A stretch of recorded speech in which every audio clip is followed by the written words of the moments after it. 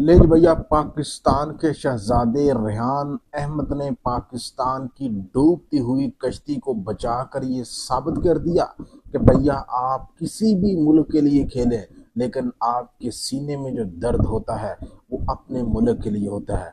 दरअसल नाज़रीन इकराम, पाकिस्तान के शहजादे रेहान अहमद की शानदार परफॉर्मेंस की बुनियाद पर इंग्लैंड ने हारा हुआ मैच न्यूजीलैंड की झोली से खींचकर जीत लिया और पाकिस्तान के लिए उम्मीद की नई किरण जो है वो रोशन कर दी और पाकिस्तान को ये मौका दिया कि भैया आप अभी टूर्नामेंट से एलिमिनेट नहीं हुए।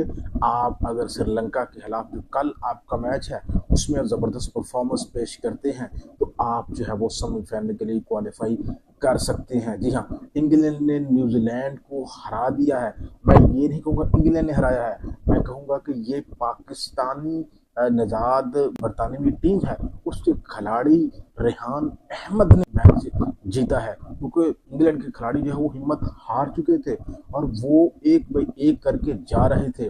फिर आखिरी ओवर में रेहान अहमद की शानदार बैटिंग की बदौलत न्यूजीलैंड की जोली से ये मैच खींचकर उसने पाकिस्तान की जोली में डाल दी। इंग्लैंड नहीं मैं कहूँगा, पाकिस्तान कहूँगा।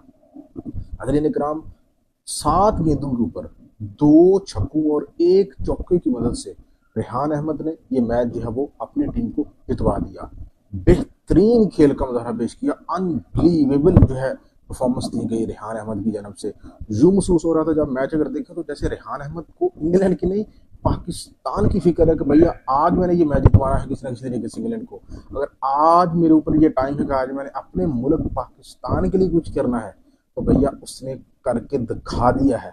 और रेहान अहमद की शानदार बैटिंग, शानदार फलक शगाफ, 2 छक्कों और 1 चौके की मदद से ये मैच पाकिस्तान की जोली में डाल दिया, यानी कि इंग्लैंड की जोली में डाल दिया। और आपको पता है कि इंग्लैंड का मैच जीतना पाकिस्तान के साथ जुड़ा हुआ था। अब क्या करना होगा पाकिस्तान को सेमीफाइनल में पहुंचने के लिए, तो भैया अब पाकिस्तान का कल श्रीलंका के साथ इस मरहले का आखिरी मैच है। कल पाकिस्तान अगर श्रीलंका को 61 रन से मात दे देता है, हरा देता है, कितना 61 से लेके 65 रन तक का जो मार्जिन है, इससे अगर पाकिस्तान हरा देता है श्रीलंका को और अगर चेस डाउन करना है तो 13 ओवर में चेस डाउन करना होगा, तो उसके बाद पाकिस्तान जो है सेमीफाइनल में बासानी क्वालिफाई कर जाएगा और जो न्यूजीलैंड है वो बाहर हो जाएगा। इस वक्त न्यूजीलैंड भी ग्रुप में 3 पॉइंट के साथ मौजूद है और पाकिस्तान 1 पॉइंट के साथ मौजूद है। न्यूजीलैंड की इस वक्त जो रन रेट है वो पाकिस्तान से बेहतर है।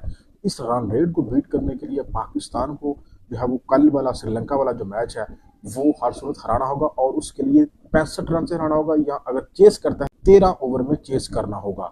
तो श्रीलंका वाले भाइयों, आपके पास भी गोल्डन चांस है भैया, सेमीफाइनल है, इसको अपने मुल्क से बाहर ना जाने दें, इसको अपने मुल्क में ही जो है होने दें, कोलंबो में होने दें। अगर आगे आप खुद ही समझें कि आपको क्या करना है।